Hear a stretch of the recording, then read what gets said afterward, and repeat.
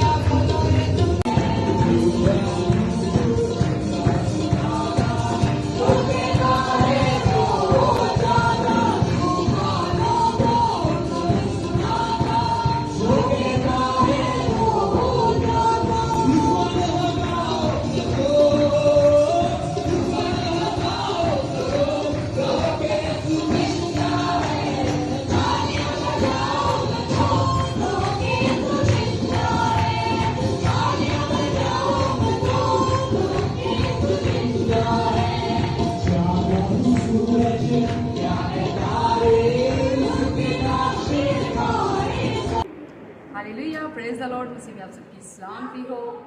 मेरी तरफ से, मेरे घराने की तरफ से आप सबको हैप्पी रेज़रेक्शन डे। हमेशा शाद रहें, आबाद रहें और जैसे जैसे खुदावंद आपको तौफीक दे, खुदावंद की खिदमत के कामों को करते रहें। God bless you. Praise the Lord. Hallelujah.